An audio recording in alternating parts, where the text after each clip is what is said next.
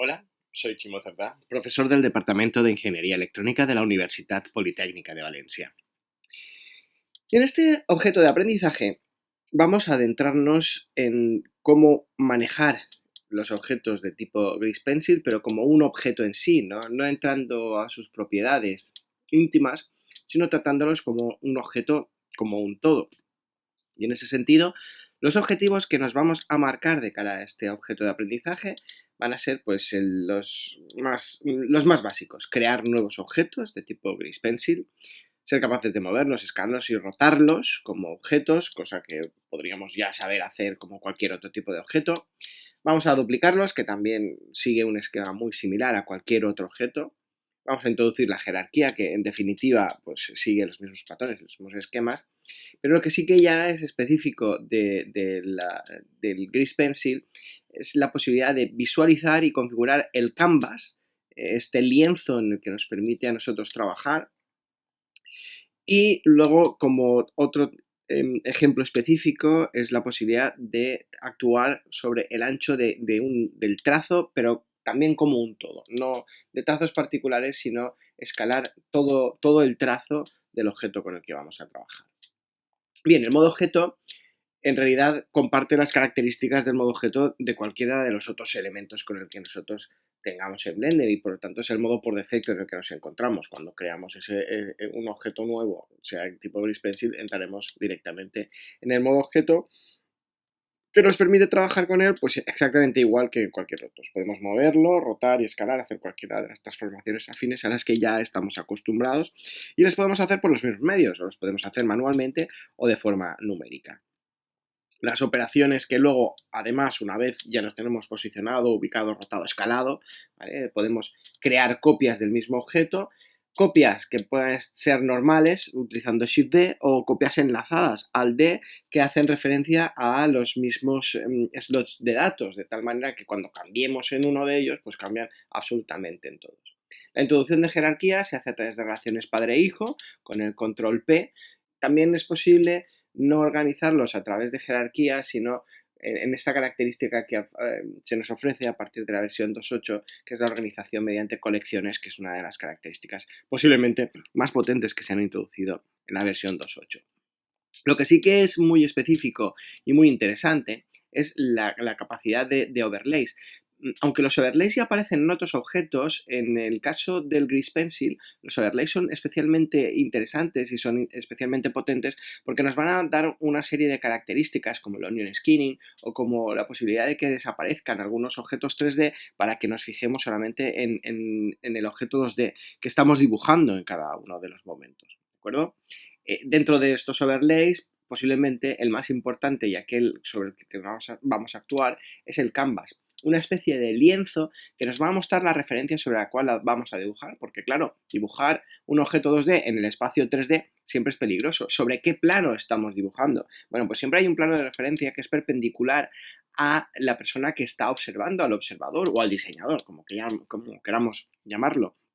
Ver este plano de referencia a nosotros nos resulta muy útil, en principio, para saber dónde van a aparecer nuestros trazos flotando en el espacio, pero también nos va a dar referencia de medidas. Por eso no solamente se nos va a permitir el ver o no ver este canvas, sino también configurar el color que aparece para que nos moleste más o menos, el tamaño de las X y de las Y, y también una serie de subdivisiones. Por último, también decir que hay unas propiedades del trazo que se pueden ajustar en la pestaña Strokes de los datos del objeto, y que además pues, nos permitirá trabajar sobre el orden de representación o una referencia de ancho o de escala global en la que nos vamos a encontrar. Vayámonos al programa. Hemos realizado aquí una escena un tanto arbitraria. Si nos damos cuenta, pues esta escena lo que tiene es una serie de objetos 2D y 3D mezclados. Hemos puesto dos monas Susana, dos Susans, y hemos puesto una serie de objetos 3D también trabajando con ellos, ¿de acuerdo? ¿Cómo creamos nuestros objetos? Pues con este Shift A, ¿vale? Y sabemos que tenemos la opción de tener estos nuevos. Imaginemos, pues ponemos otro mono. Ahora no la estamos viendo porque comparte, como se pone en el cursor 3D, comparte posición con el que ya estaba, pero fijaros que aparece aquí. ¿Que no queremos un mono? Command Z, vamos a cargarnos el mono nuevo que hemos hecho, vamos a crear el objeto Shift A creamos un objeto stroke que también aparece en esta posición y veremos que este nuevo objeto stroke lo podemos poner en esta posición de aquí. Cosas que se pueden hacer con todos los objetos a los cuales ya estamos más que acostumbrados, pues podemos coger el objeto y lo podemos, si lo seleccionamos, ¿vale? Podemos escalarlo, ¿vale? Vamos a la tecla S, por ejemplo, para hacer el escalado mediante los atajos de teclado, ¿vale? Si le damos a la tecla S, pues permitimos hacer este escalado, que puede ser uniforme en todos los ejes, pero podemos hacerlo también solamente en el eje X o solamente en el eje Y. En este caso, en el eje Y no tiene mucho sentido, pero podemos escalar en el eje Z, ¿vale? Y hacerlo más alargado y eso. Eso lo hemos hecho por un atajo de teclado, pero también lo podríamos hacer a través de las representaciones que tenemos aquí. Podemos rotar, si por ejemplo podemos rotar y queremos rotar en Z, pues tenemos a la mona Susan dando vueltas sobre el eje Z en el que tenemos aquí y podemos trasladar a través de hacer un grab, ¿vale? Este grab arbitrario que tendríamos de esta forma. Eso es lo típico para cualquiera de los objetos.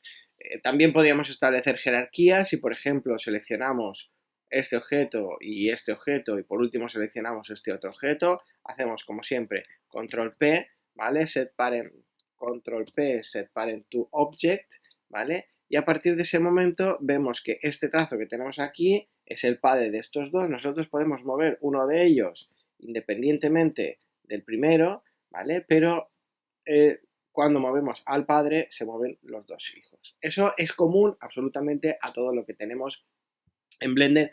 Es muy, muy sencillo y no revierte mayor dificultad ni tampoco cambia demasiado. Quizá interesante en un momento como este es centrarnos en la cuestión de los overlays, ¿no? ¿Cuál es la representación que a nosotros nos interesa poner en pantalla? Los overlays se acceden a través de este icono que tenemos aquí y aquí nos permite ver cuáles son las cosas. Y si además nosotros tenemos seleccionado un objeto de tipo Grease Pencil, aquí en los overlays aparecerá una pestaña específica para las Grease Pencil. Tenemos este Onion Skinning, ahora mismo no tiene demasiado sentido porque quizá cuanto más sentido va a adquirir es cuando estemos trabajando con animación, con distintos frames, entonces sí que lo veremos con mayor profusión, pero lo que es interesante es ver que podemos marcar un canvas. Ese canvas ahora mismo me indica dónde voy a dibujar en caso de que me ponga a dibujar. El canvas también lo puedo configurar, ¿vale? Y puedo hacerlo que sea también más visible o menos visible a partir de aquí de la visibilidad, ¿de acuerdo? También puedo hacer un fade de las distintas layers.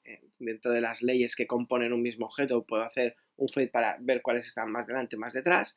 O podemos hacer un fade de los objects y hacer que los objetos, sobre todo los más lejanos, vemos como los objetos que se están alejando de Susan cada vez se están haciendo un poco menos evidentes, un poco menos visibles. Eso lo podemos hacer todo, esa visibilidad la podemos ajustar a partir de aquí. Y dentro de lo que serían ya las opciones de representación o las opciones que podemos hacer, pero ya específicamente para los objetos, ¿vale? Podemos venirnos a un objeto como este, centrarnos en la mona Susan que tenemos aquí y dentro de lo que serían las características, vemos en esta pestañita que tenemos aquí, vemos que dentro de todas las características que podemos presentar, nos encontramos con los strokes, ¿vale? Que los tenemos aquí abajo, y yo puedo actuar sobre la escala total, la escala global del ancho del stroke. Si por ejemplo la hago más pequeña, veremos cómo el stroke se va haciendo cada vez menos visible, pero fijaros que vamos trabajando sobre todos, no sobre unos y luego otros no, sino que todos enteros los estamos escalando a más alto hasta encontrar, pues, digamos, cosas que serían como muy descabelladas, ¿no? Podemos darle un valor fijo de 3 o un valor eso, pero lo normal es que dentro del valor de 1, que es como se ha concebido inicialmente, pues a lo mejor digamos, ahora quiero hacer la línea un poquito más fina o quiero hacerlo un poquito más gruesa, pues dentro de esos valores nos vayamos moviendo. Llegamos al final del objeto de aprendizaje, hemos creado nuevos objetos de tipo Grease Pencil, los hemos movido, escalado y rotado como cualquier otro tipo de objetos. También hemos sido capaces de duplicar, introducir jerarquía en objetos de la misma forma de cualquier objetos, pero sí que ya de una forma específica hemos visualizado el canvas y algunas otras características de los objetos tipo Grease Pencil y finalmente, específicamente para Grease Pencil, hemos sido capaces de escalar como un todo el ancho de un trazo. Esto es todo. Muchísimas gracias por vuestra atención.